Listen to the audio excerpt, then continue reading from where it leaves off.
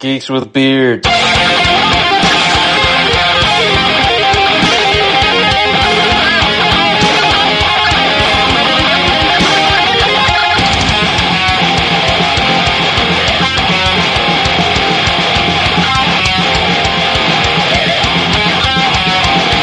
Podcast.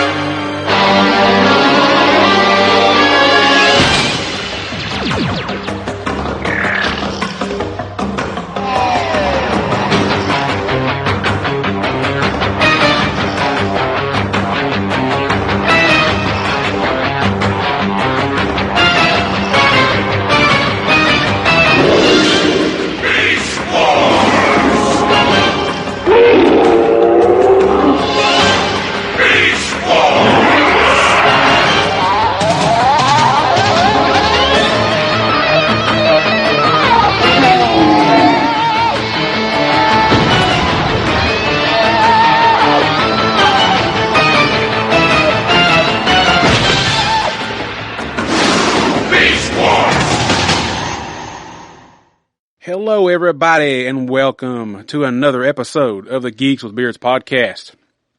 Today, we are going to jump into IDW's Transfomers Beast Wars comic number 1 from 2021. But before we get into that, let's get caught up from our last episode, man. What's been going on? Let's see. I played my last Knoxville show. How did that go, man? It was good. Hell yeah. A little emotional. It was good. Dude, I can't believe it, man. Like I think I've said this before. Another one got, one more to go? Yep. Everybody out there, because you're on Spotify, right? Yeah, we're on everything. Yeah. Guys, go out there, listen to Failure to Conform. They're fucking awesome. Go out there and check them out, man. Give them your love, give them your likes, give them your money. If you want to buy some merch, you know. They're terrible. Don't tell them lies. No, Sean's been... Man, this band's been in Sean's life for as long as I've known him, you know, maybe different iterations here and there, but they're really good. I got to see them last year in September here where we live, and I really enjoyed it. So definitely go check them out if you can't. You won't be able to see them alive anymore, unfortunately, I don't guess, but definitely go out there and get their music, man. Go out there and give them a good listen. They got plenty of music out there to listen to, and it's worth your time, that's for sure. Other than that, I went to a Muppets/Sesame Street themed burlesque show. All right, I need more details. It's pretty cool, actually. They dress up like the characters. Okay. And they play some of the songs or songs they like are in tongue-in-cheek to it. Let's see what characters they had. They had Miss Piggy, of course, Kermit. There wasn't a Gonzo, though, which is weird. It's a little surprising because he's one of the few top characters I think a lot of people would recognize. Yeah, and you think a weird burlesque show, it should be Gonzo. Fozzie, too, stuff like that. Yeah, it wasn't Fozzie. You had the two old guys in the balcony.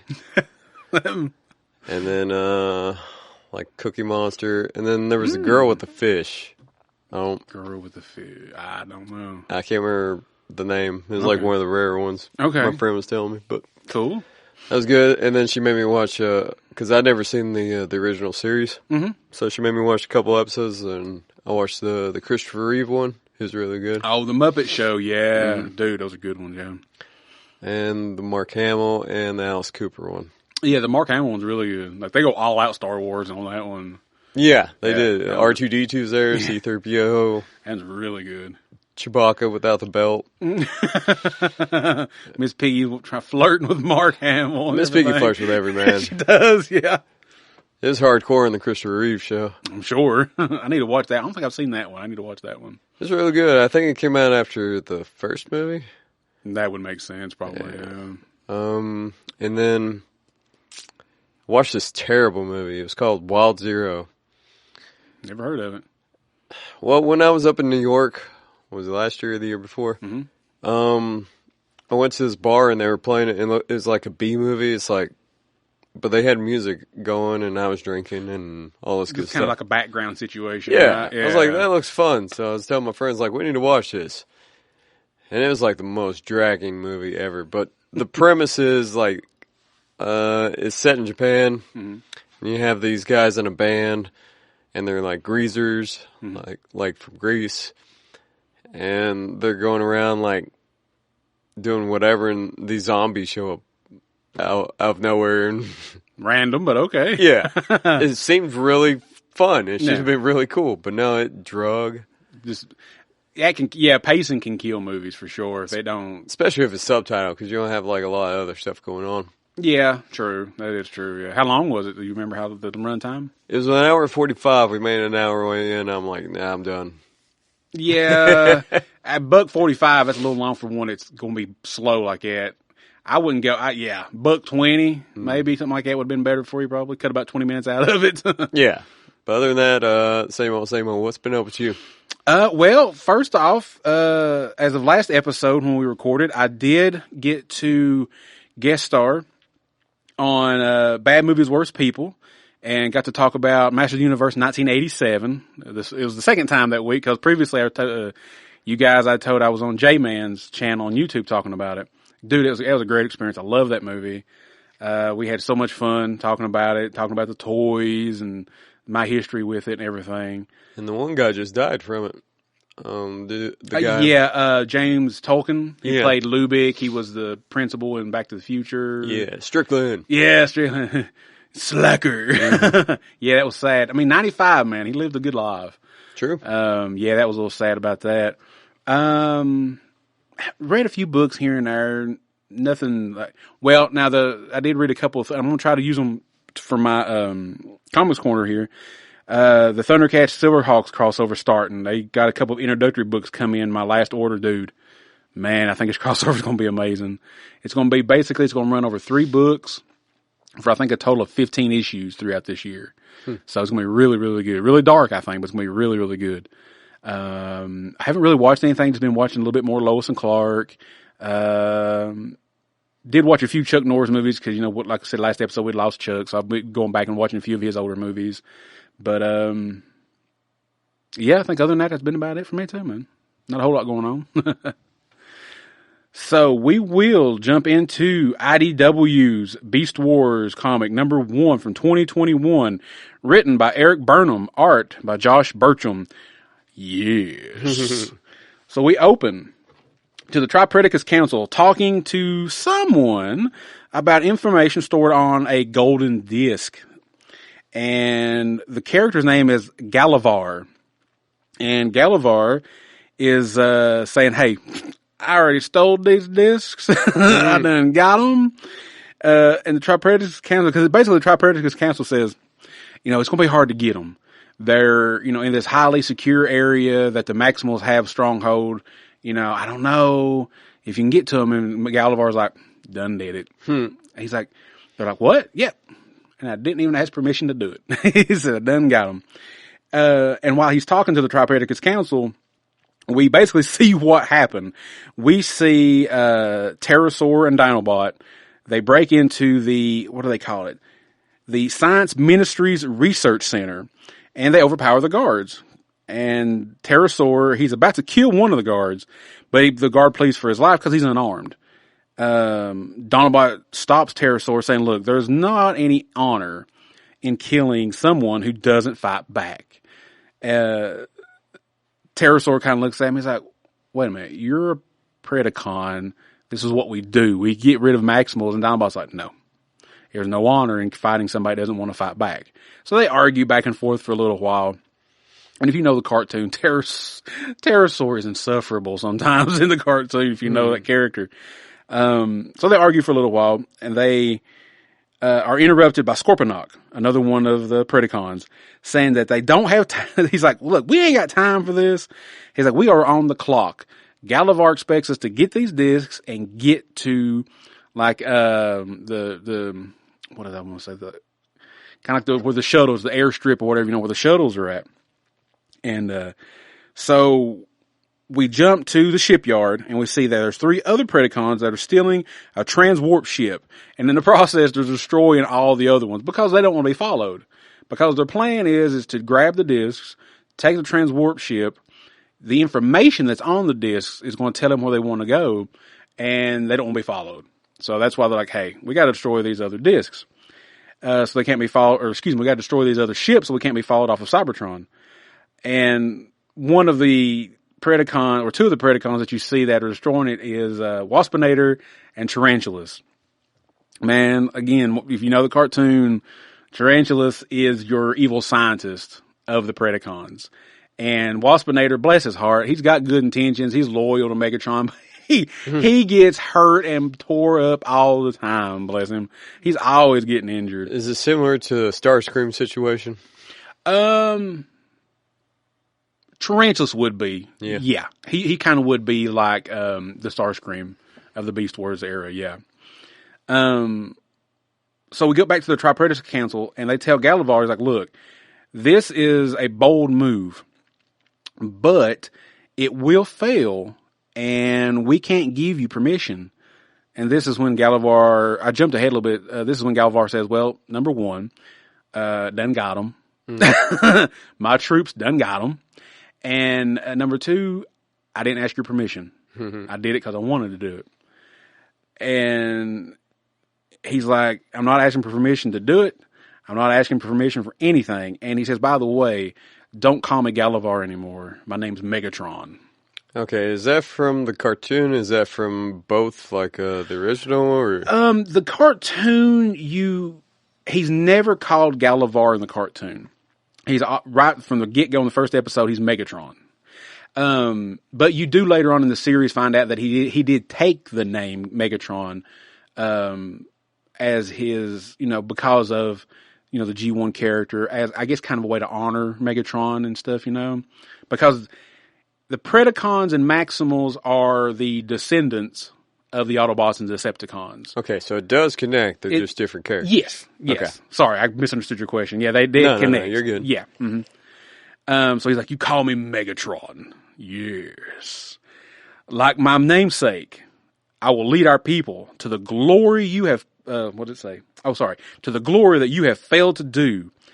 And next we meet, you will kneel before me. And I'm just like, ha! Zod! Kind of in a way, except he's not in a prison. Mm-hmm. Dude, this pisses the Tri-Predacons Council off. They're like, wait, what the hell? They're like, wait a minute. I can't believe he talked to her this way. Because basically the Tri-Predacons Council are kind of the head honchos of the Predacons. Because, again, I only have this first issue, and I think it only ran for 17 issues.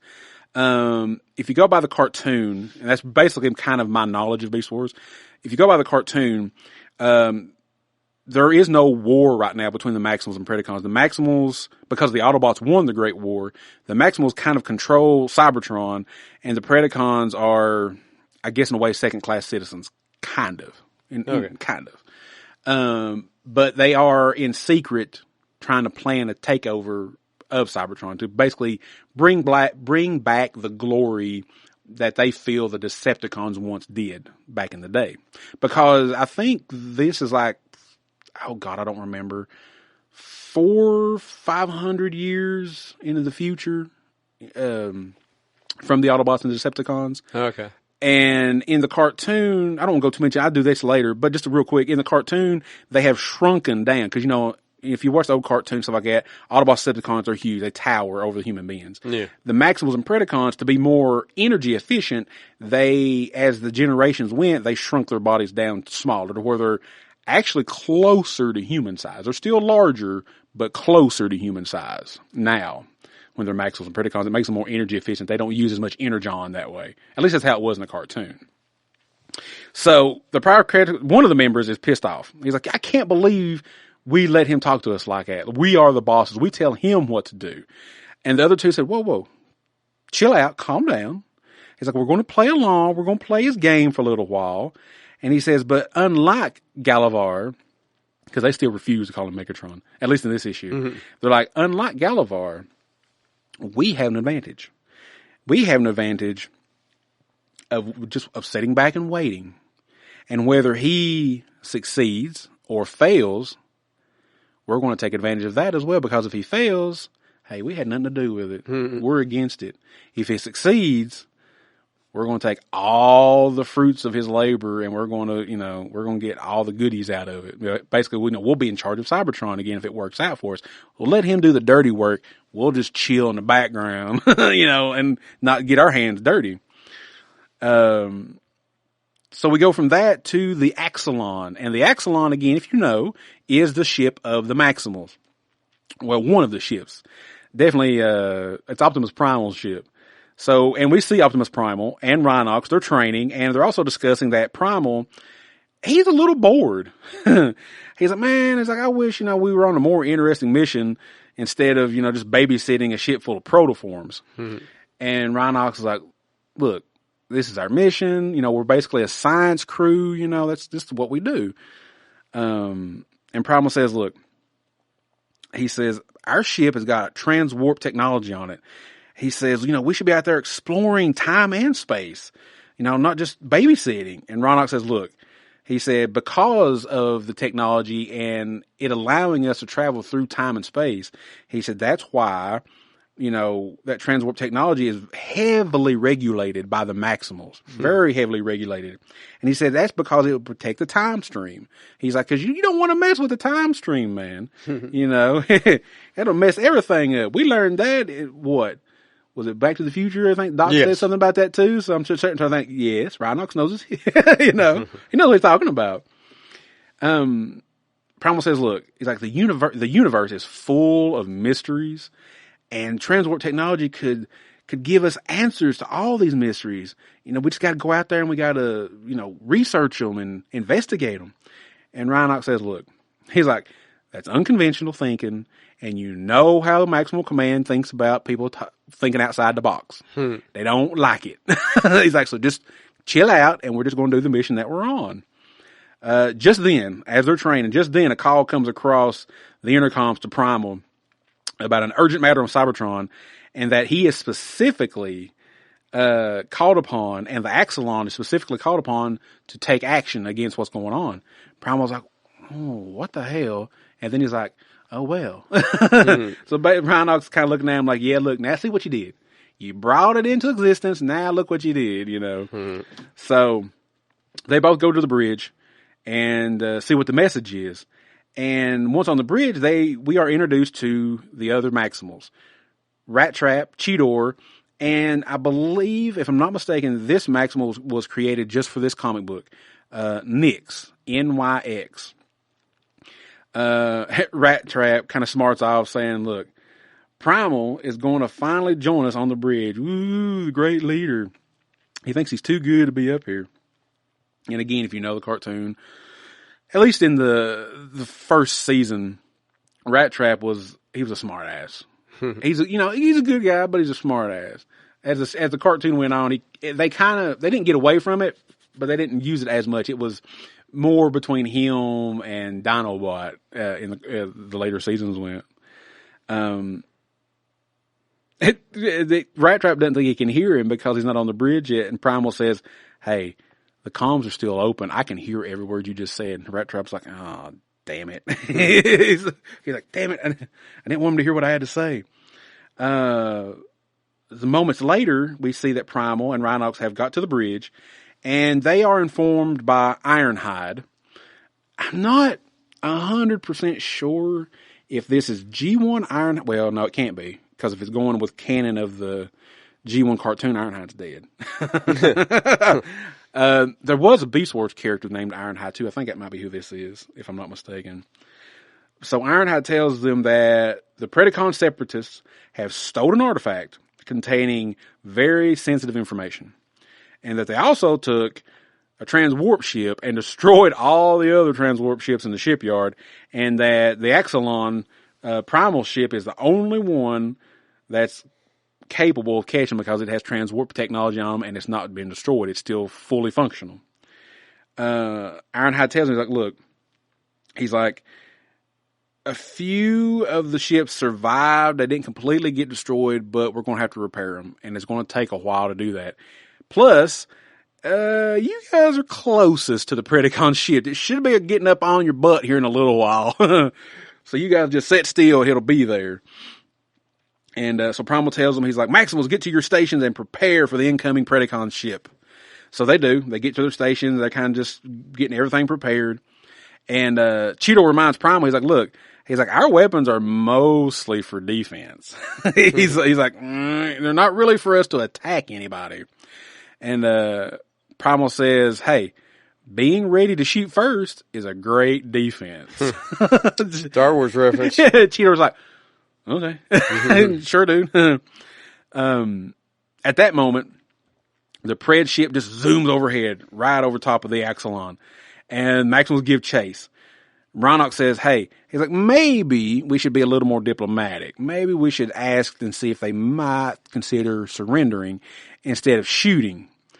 And Primal says, well, you know what? Normally, I agree with that, but they are, but we are massively outnumbered and outgunned, and we need to take their ship out while we have the chance. You know, don't give them the opportunity to turn their guns around and blast us, because we'll be taken out. Which is true. Again, cartoon. Predacons is a warship, basically, the Nemesis, and, or not the Nemesis, sorry. Oh God, I'm going to lose my Beast Wars license because I forgot the name of their ship now in the cartoon. You're fired. Damn it! It'll come back to me. But yeah, their ship is definitely like a warship compared to the Axelon ship. So the Preds discover that they are being targeted by the Maximal ship and that they've got a lock on, that they're thrusters. And Megatron's like, whoa, didn't expect this to happen. So, hey, we got to get some countermeasures going and let's destroy the Maximals before they can fire on our thrusters. So the Maximals try to take out the Preds engines, but they're being jammed. Their signals are being jammed. And Tarantula says that he has activated the transwarp drive and that we are ready to enter unspace. Megatron's like, all right, let's get to it.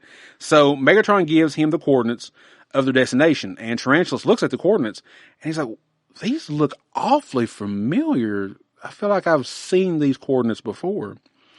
Megatron's like, don't worry about it. Just punch them in and let's go. So the Preds activate the transwarp drive and boom, they're gone. Their ship is pulled into unspace. And after exiting unspace, out at their destination, they discover that the Maximals also follow them into unspace to the destination. Because again, Maximals have a transwarp drive themselves. And Nyx decides that their weapons aren't going to do a whole lot to the Predacon ship. She's just like, no, ain't going to work. So what Nyx decides to do is basically ramming speed and decides, hey, we're just going to T-bone them. We're just going to ram right into the Predacon ship. And everybody's just like, oh no. Basically, Primal's just basically like, all right, everybody hold tight, prepare for impact. So that's what happens. Nyx just rams Axelon right into the Pred ship and takes them both out of orbit. And they're both falling to the planet below. And right before they get into the atmosphere, Rhinox says, look, we're going to have to release these protoforms. Because if we don't release the protoforms, they'll probably die either in re-entry to the planet or they could die due to the crash. We can't do that. Because protoforms are the Maximals. It's just their kind of like infancy stage. So they can't, you kill off a whole bunch of Maximals. You can't do that. So Rhinox takes and he releases the protoforms in orbit around the planet.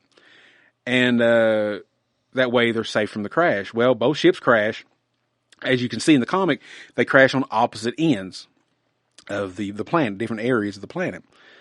And both ships' computers realize that the planet has way too much active energon on the planet, and that this much energon that's on here will basically short out and shut down the Transformers.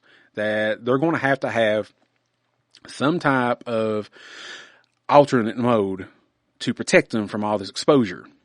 So we see that the Axelon's computer basically sends out a scanner, kind of like how in the G1 cartoon Teletran 1 did for the Autobots.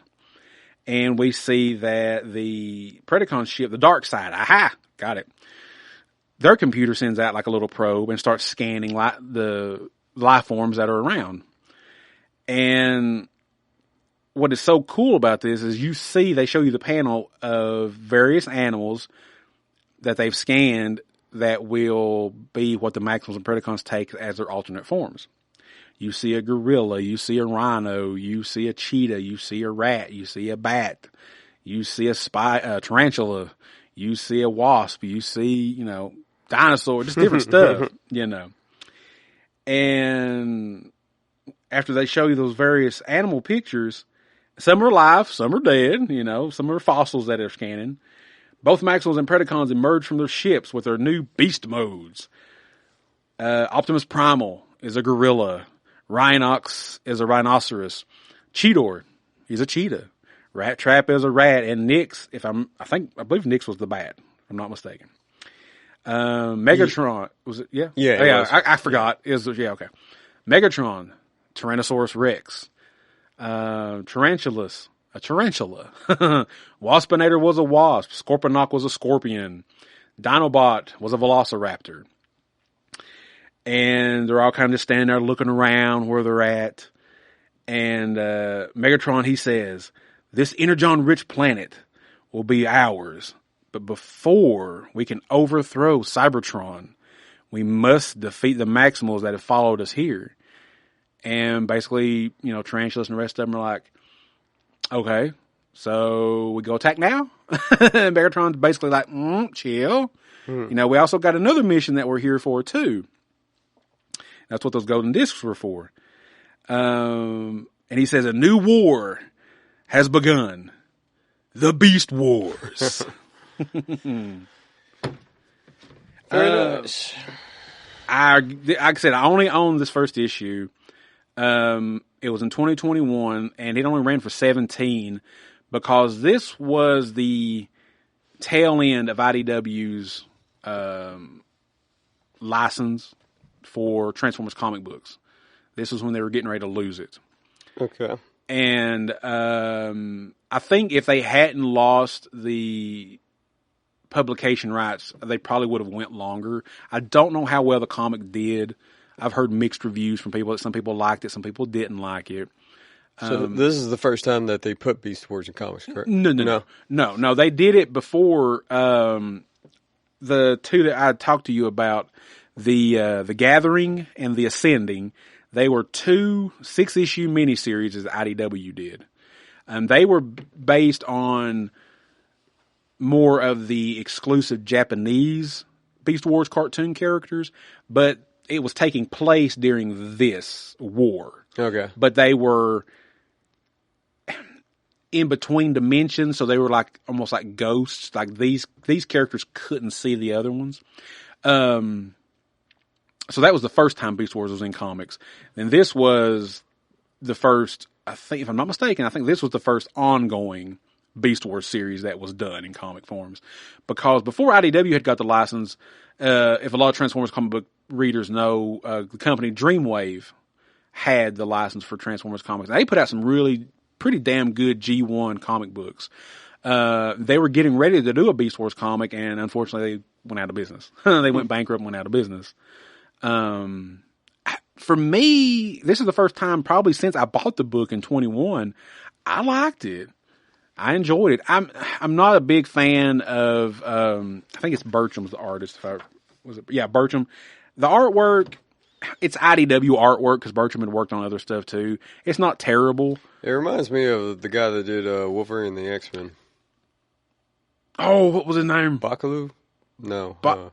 Bocciolo? Bocciolo. Yeah, it kind of does. Now that you mention that, it kind of does. It's not terrible art. It's a style. It's like more cartoony, smoother. Well, all the IDW Transformers comics were stylized art. Now they weren't all done by Burcham. There were other artists that did the G1 comics. It's like the opposite of Jim Lee. That's why I like it. It's a sketch Lee. But the IDW Transformers comics, they were all the Transformers were stylized looks of their original forms. That's just how the IDW just did the Transformer comics. So, but I liked it. First time reading it, like I said, since 21, I enjoyed it. Will I pick up any more? Probably not. No. But I liked the first issue. I thought it was actually pretty good. I'm a huge Beast Wars Transformers fan. I love the cartoons. I've got some of the toys. So it was cool to read this and say, hey, I know that's similar to what they did in the cartoon. I'm like, okay, that's cool. I like that. So what'd you think about it, man? Being a first time read for you. It's good. Where I'm not familiar with Beast Wars at all. Yeah, any questions, man? I'll try to answer them best I can. You're good. That's the only like setback I had in the book because I didn't have a lot of background information on it. But I'm sure they probably explore that in later issues. I think. Yeah, I see. I'm not for sure, and I'm guessing because this came out. It was the 25th anniversary of Beast Wars because the Beast Wars cartoon originally aired in 1996 to 1999 in syndication. Here where we live, at least for me, it aired on a local, at the time, WB station, Kids WB station, before it became CW. And yes, because you'd asked, and like I said, I misunderstood your question. This is linked to G1, but when the first season, you don't know that. At least they try to keep you from knowing that until later on. And then you find out that they are on prehistoric Earth. And that they are right at the era. Well, how are they on prehistoric Earth if it takes place in the future? Because of the transwarp technology, they travel back in time like they did in the comic book here. Okay. They travel back in time. Yeah. Because that's where see, in this comic, if you didn't know nothing about Beast Wars, that's where they're at now. They're on Earth. Because those golden discs, per my knowledge of the cartoon. I figured they were on Earth because of the dinosaur. Yeah. But some people, even in the cartoon, I think people are like, huh? You know. Well, that makes sense because if you know nothing about it. Yeah. So, and you find out by the end of season 2, well, you kind of get a little hints here and there, but for sure they show it by the end of season 2 of the cartoon that they are at the moment in Earth's history when a little bit after the Autobots and Decepticons had crash landed and they're stuck in the volcano. So basically in the cartoon, Megatron wants to destroy Optimus Prime while he's still sleeping, so the Autobots will lose the war and the Decepticons will win the war because he does not like being ruled by the Maximals. So he's like, hey, if I destroy Optimus Prime, then the Autobots lose, the Decepticons win, and the Predacons rule Cybertron. So it's an awesome cartoon. It's one of the very earliest full CG animated cartoons that they did. And it was a Canadian production by Mainframe Entertainment, I think was the name of the company. They also did the reboot cartoon, and a few other shows. So yeah, I love it. I love Beast Wars. And like I said, I like this comic. It wasn't a bad issue at all. It was decent writing, and I actually liked the art. The weird thing was like them being animals. Yeah. It looks weird with the animals not having lines on them. Like, oh, they look like perfect animals. Yeah. Like you wouldn't be able to tell the difference. Yeah. I guess the cars do in the comics too, but it's just weird thinking about it like that. Yeah, I remember when the Beast Wars stuff first came out, I didn't start collecting the toys until season 2, the Transmetal stuff. When I first remember seeing these in stores, I'm like, what the hell did they do to Optimus Prime and Megatron? They made them animals? I'm like, I don't know. I don't like that shit at all. And then once I found the cartoon, started watching the cartoon, I'm like, oh, these are not Optimus Prime and my Megatron that I grew up with. These are descendants. They just have similar names. I'm like, oh, okay. And once I watched it and then, learned the lore and stuff, I'm like, this is awesome. My opinion, and I think a lot of Transformers fans' opinions, was if not for Beast Wars and the success of Beast Wars, Transformers probably would have died. Yeah. Honestly, because G1 had been done. G2 didn't do as well as I think Hasbro wanted them to do because they started out just recoloring some of the OG1 toys and reselling them. Then they started making new toys, which I have some. They're actually not too bad. They didn't do any kind of cartoon except re-airing the G1 cartoons with some like rough looking CG little interludes like bumpers and stuff on them like that. It sold but didn't sell well. Then they're like, man, we're going to, let's try something else. They decided, hey, let's do Beast Wars, and it just shot. It shot in the stratosphere. People fell in love with it, and it's what reinvigorated Transformers, in my personal opinion. Kept it going alive, man. So, Joe Michael Bay. I love those movies, but they have a lot of problems. Those movies have a lot of problems, that's for sure. That's the movie they need to do CG. Yeah, that last one they did, The Rise of the Beast, I was happy because we had Beast Wars characters in them, but again, even though Bay didn't direct it, it's in that universe, so it still had that Bay feel to it, and they didn't use the Beast Wars characters enough, unfortunately. That's the growing theme of live action Transformers. Yeah, yes, of course, I'm always going to love Optimus Prime and the Autobots that's my thing. That's what I grew up with. I'm that 80s kid.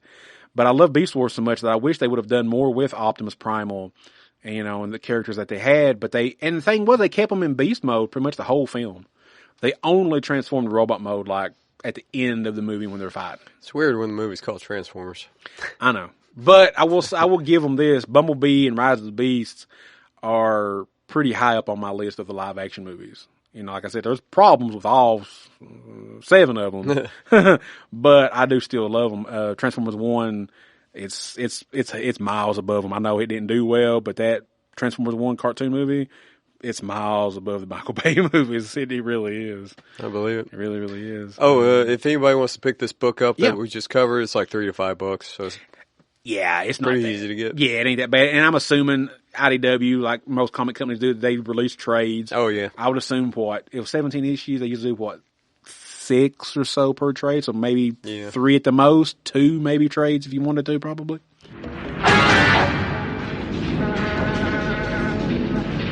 Across the galaxy, it has come to this, Optimus Primal.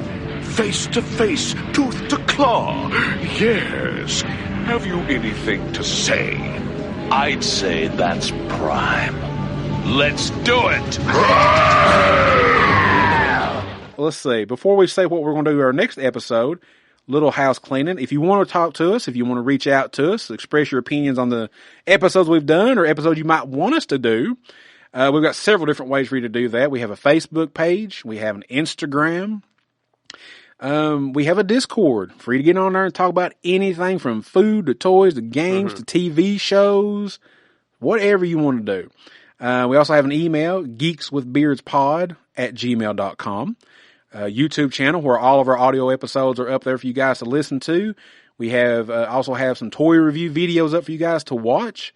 I also have my thing called Dan's Comic Corner, where I review current comics that I'm collecting. So yeah, it might get a little old after a while because it will be pretty much the same titles, unless I pick up something new, which I don't think I'm going to, except for the Thundercats Silverhawks crossover. I don't think there's anything else new coming out right now. Oh, well, until the new Firestorm comic from DC comes out. I want to give it a shot.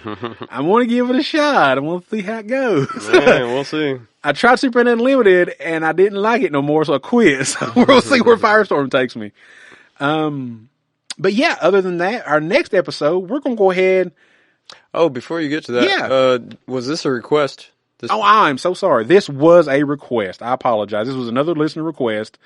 From our Discord member, Argonus Prime. He's a big Transformers fan and everything, and he had never actually even known this existed. Because originally we thought about doing one of the 6-issue miniseries. And then I'm like, well, wait a minute. I think I have that ongoing series, at least one issue of it, and I contacted him about it, and he's like, dude, I didn't know this existed. He said, I'd love to hear you guys talk about that. I'm like, all right. That's what we'll do then, man. So yeah, that was a listener request. I apologize about that. So yeah, that's what we're enjoying doing this. We're at least one more episode. We're going to do one more listener request. And this one is another one by dirty old Pete. Nah, I love you, Pete. It's going to be from 1985, if I'm not mistaken. Marvel Comics, but it's going to be I think it's Epic Comics imprint. Gru the Wanderer. Until I picked up the first 2 issues a few weeks ago, I had never even heard of this comic book or a character. Had you ever heard of it, man? No. Well, I'm not sure because I think I might have read one, but I'm not sure. Okay. I was going to say I had never heard of this before, and Pete's like, I told Pete, I said, hey, man, we're thinking about doing listeners' requests. He said, give me some ideas. You're a comic dude. He's like, give me some ideas. And he said, what about Gru the Wanderer? And I'm like, Gru the what? He said, look it up. It's if anybody wants to give it a read before we record our next episode, if you want to give some input, this is created by, I'm going to probably butcher this name, Sergio Aragones. Basically, he's had this character around for a long, long time. And his first appearance was in Destroyer Duck #1. But yeah, this is an ongoing series like in 85. It's like 120 issues. I'm like, damn, that thing went a long time. But we'll get more into the history on our next episode. But Gru the Wanderer, from Marvel Comics under its Epic imprint from 1985. I'm going to do number 1. It's fun. It's a fun, goofy. The artwork reminds me of like Mad Magazine. Okay.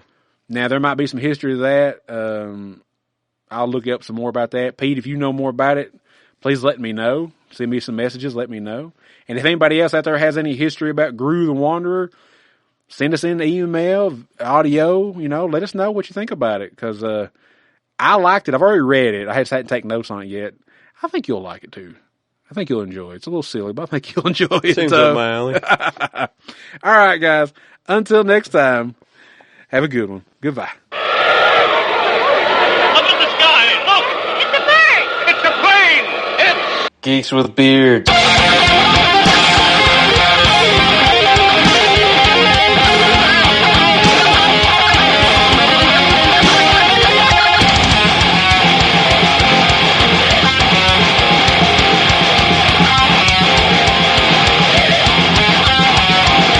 Podcast.